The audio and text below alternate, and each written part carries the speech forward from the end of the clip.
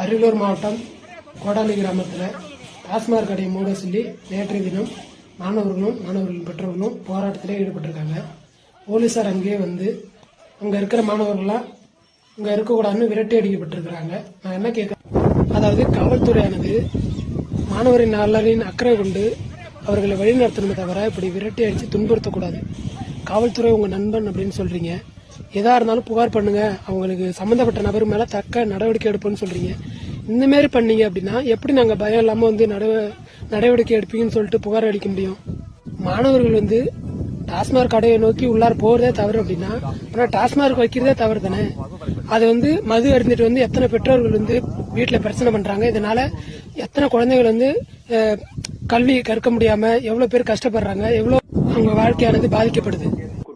அதாவது மாணவர்களே தவறு செஞ்சிருந்தாலும் காவல்துறையானது அன்பா அறிவுறுத்தி கூறி இருக்கணுமே தவிர இப்படி அவங்களை வந்து விரட்டி அடித்து துன்புறுத்தப்பட்டிருக்க கூடாது. அது மட்டும் இல்லாமல் அவங்களோட கல்வி எதிர்காலம் இதெல்லாம் கருத்தில் கொள்ளாமல் காவல்துறையானது இப்படி நடந்திருக்கிறது வருத்தளிக்கக்கூடிய விஷயமா எனக்கு இருக்கு.